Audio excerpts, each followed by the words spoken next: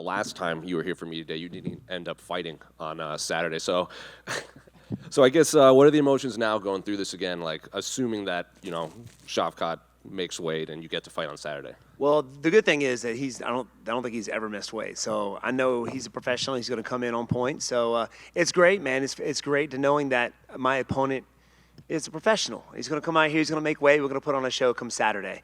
So I'm just glad to be able to. It stinks that it's taken so long. I was looking forward to the fight in July, and really prepared myself for it. I wanted to get something in a little sooner, but I had been training since April because I was going to fight, I think in Vancouver, but then they postponed it to July. So I've been in training camp since April. So I had to give my body time to heal up, but I feel great and ready to rock and roll this Saturday. So when we talk to fighters, when they have to do a lot of, they stop their camp and then restart their camp, it can kind of feel like just one long fight camp, and sometimes their body is, by the time Saturday rolls around, is a little burnt out. So I guess physically, how are you feeling after what essentially is a massive fight camp? Yeah, I feel great, man. I took ample time off, man, and I spent a lot of time on my recovery and my body for this camp, and actually the past few camps I've been doing that. But yeah, it did seem like a really long fight camp. I took a few weeks off and right back into it, but my body felt great, and it was healed up from the last camp and right into the next. So no problems for this one. No problems at all. No injuries. No aches and pains. I'm just ready to rock, man. Let's do it. I wish we could just teleport and just say go. You know what I mean? Just teleport into the cage and fight. This part is fun, but at the same time, it's the nerves and everything are going on. So, but it's I feel like it's my very first fight. And when they presented you with Shavkat, when the name came across your desk, what went through your mind? Because obviously you were supposed to fight Michel Pereira, and everyone was excited for stylistically that fight. And then there were rumors that maybe you'd fight Kamaru Usman maybe later on this year, and now you ended up fighting Shavkat, who's an incredibly high-level prospect. So when they approached you with his name, what went through your mind? Well, when I first heard of Shavkat, it was a few years ago. They wanted me to fight him, and I didn't, to be honest with you, I didn't know who he was. He was kind of new on the scene at the time. I know he was wrecking people, but I said no. I felt there was more guys that were deserving of where I was to fight. But I definitely kept my eye on him, and he's been doing work. He's ranked number 5, and they're saying that he's the future champ. So when I got the call to fight somebody who's in the top 5, I thought it was great. And who better to prove myself and show the UFC and the world that I'm ready for a title shot, another title run, than against Shavkat Rakhmonov. So now's the time to do it against a heavy hitter. I think the guy's like a 100% finish rate or something like that. So I know he's going to come out there and do work. He's not going to go out there and just try to hold me down. So he's going to try to finish you. And those are the kind of fights that I want to test myself against. And you're in a unique position where you made your UFC debut even before the Reebok era and everything. So you've seen the prospects come and go, and at one point you were the top prospect. So I guess where does Shavkat rank compared to all these top welterweight future champions that we've seen? Dude, I mean, I think his record says it alone. I mean, he's undefeated. He's finished everybody that he's fought. I think he's only had 5 fights in the UFC, but he's beat everybody. I feel like his toughest opponent was Jeff Neal, which was, we both fought against him. He ended up finishing him, I didn't. So that's obviously something to look at, but I think he's definitely one of the top, probably one of the toughest guys in the division right now. And last one for me, obviously, Bilal Muhammad is weighing in as the backup for the main event, and he seems pretty confident that he's, next in line for the title shot. Do you think an impressive win over Shavkat, could get you to leapfrog Bilal in this welterweight pecking order? Possibly, for sure, or at least a number 1 contender, maybe the loser of the main event. But finally, man, for Bilal, it's a long time coming, man. He needs to be fighting for that title, but yeah, if not the title shot, the number 1 contender shot. So whoever loses that fight, it would be great. I mean, there's one guy that I've been wanting to fight for the longest, and that's Leon. I've been trying to get that fight for a while now, and it hasn't worked. This was before he was champ, and it would be great. No matter what happens Saturday, I fight him next.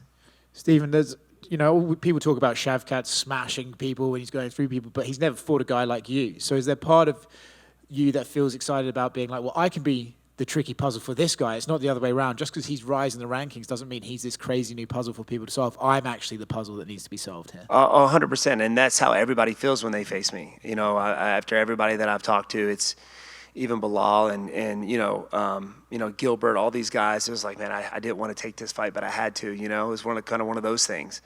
I feel like I'm the puzzle still in the division that everybody still has to try to figure out.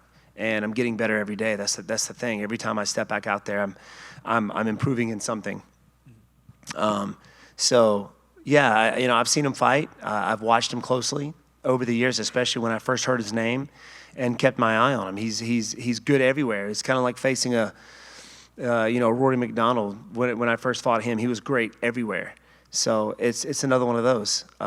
There's going to be a lot of adapting out there, I feel, because I feel like he's one of those type of fighters that he evolves when he fights. He gets better. There's a lot of guys at the top of the game right now. You've seen him fight once. You've seen him fight 100 times. And this is another guy, another Rory that I got to prepare for. So whatever happens, man, I'm ready to adapt. I've trained with some really good guys for this camp and over the years, and I've definitely prepared myself for this one. You are the underdog, but like quite a heavy underdog according to the bookies. But because of that, should you win, does that not suggest that this win meant a lot and it should give you that status to fight for that title? I think so. I really do. I mean, everybody's looking at my age right now. I think that's why I'm such an underdog, or the fact that he's got some grappling skills, which I've seen him fight, and the wrestling and the jiu-jitsu is something that I'm getting better at too. So, and like I said, what better guy to prove that to than Shavkat, right? So I feel like if I go out there and win this, man, I'm either getting the number one or the next title shot.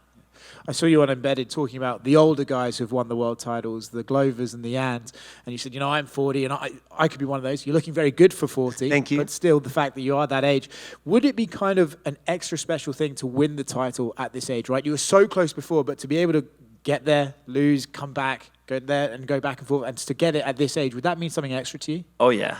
I mean, it goes to show and let everybody out there that age is just a number. I mean, Glover Teixeira is kind of like my inspiration. To watch him win it at, 41 or 42 is crazy, man. So I feel the thing is, I'm 40, but I don't feel 40, man. I haven't taken a lot of punishment over the years in the fight game, and I hope to continue that. But I feel fine. I understand. It's funny when people say, man, this is your 20th fight, or you're a veteran. When people say that, it makes me feel like they're calling me old. I'm like, man, am I really? I mean, yeah, I'm 40, but come on, man. I'm not old.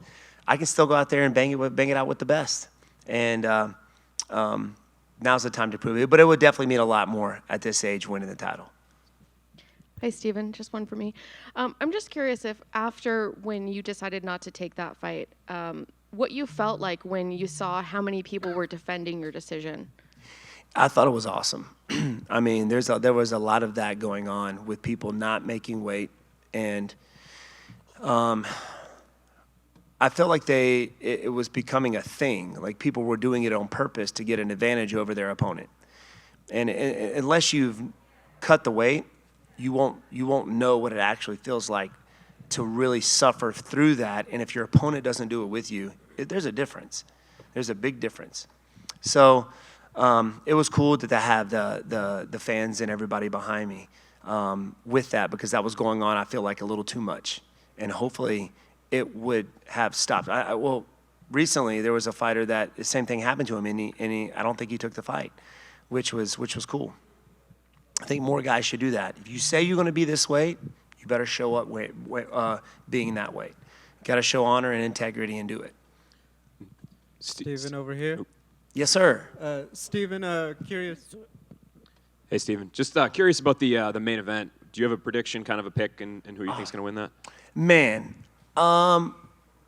people are going to say it's wrong, but I feel like, from looking at the Usman and Colby fight, we saw what happened there. And then we saw what happened with Leon and Usman. Obviously, Usman was winning the first until he wasn't. But that goes to show that Leon is just as good in the fifth round as he is in the first. He's got great takedown defense. He's also got a gas tank. I know Colby Covington is notorious for that.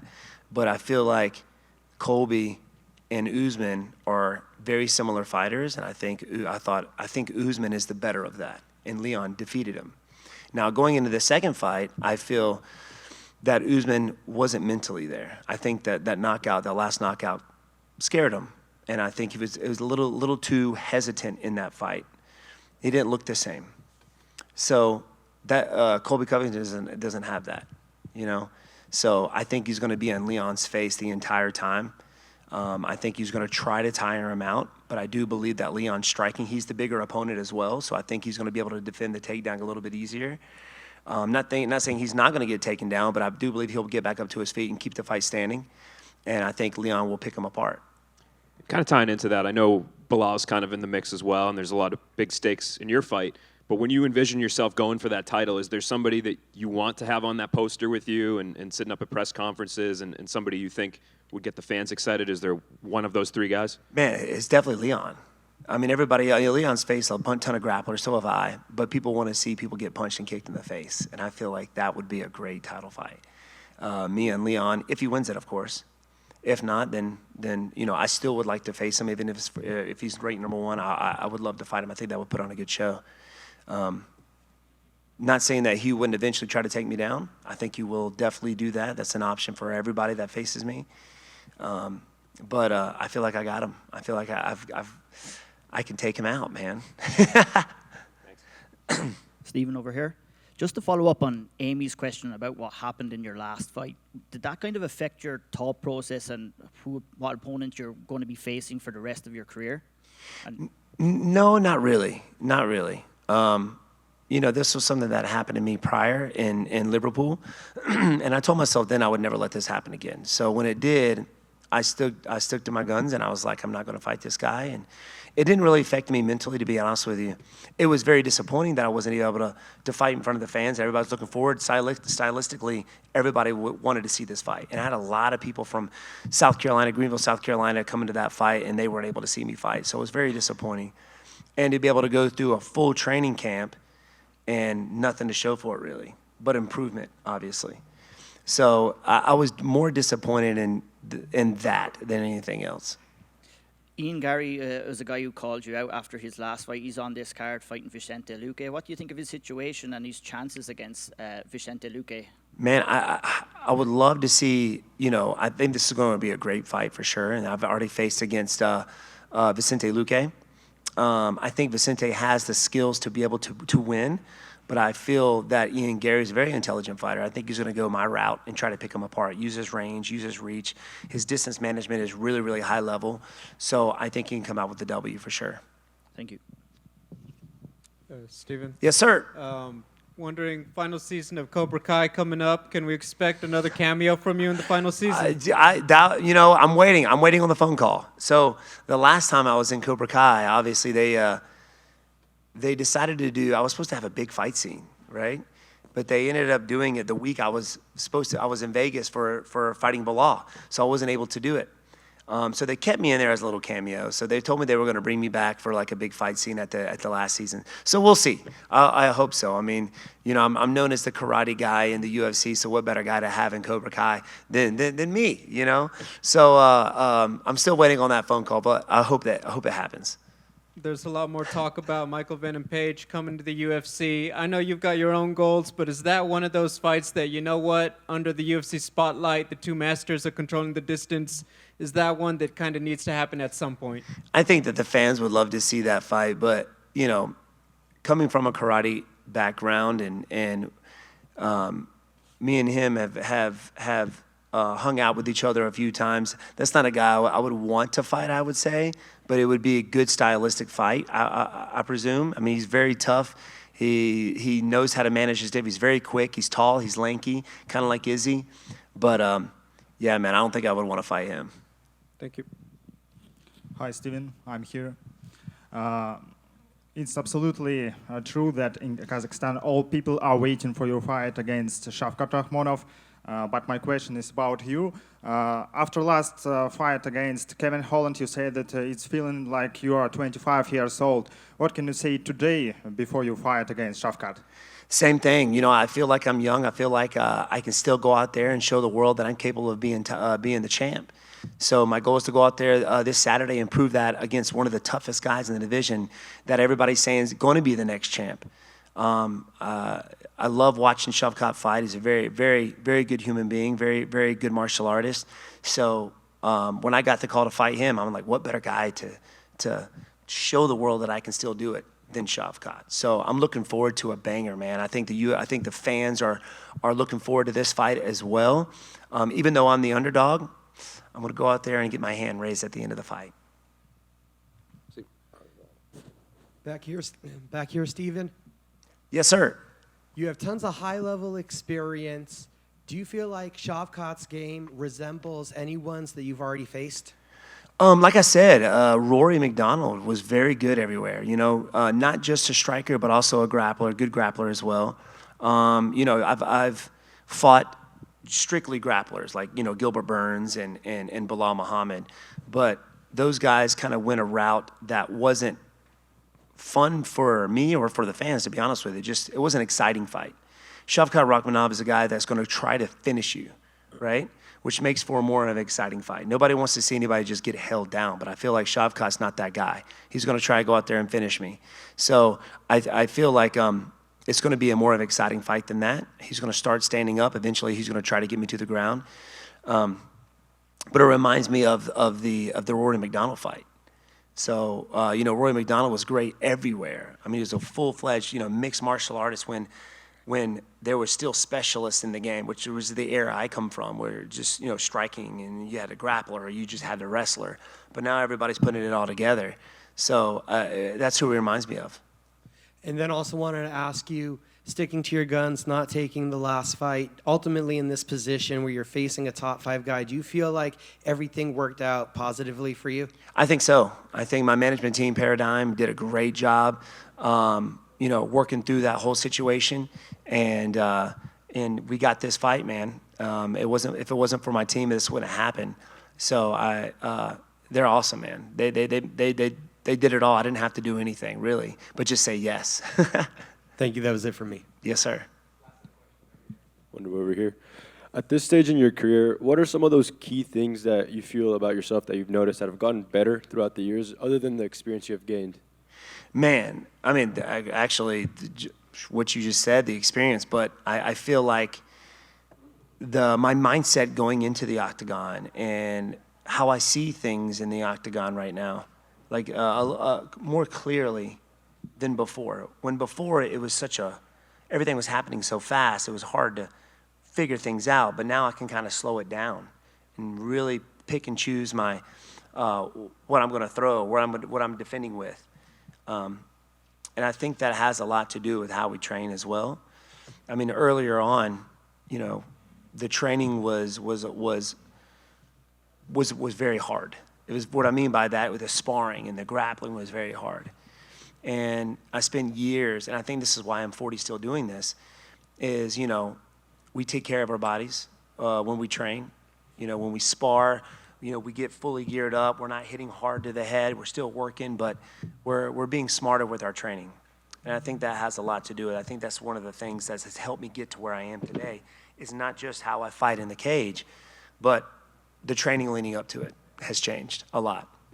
Awesome. And I saw you mention there that, that you had a lot of people out there waiting to see you fight against Michel Pereira. Unfortunately, they couldn't see that. Did you bring some people out to this one? Yeah, man.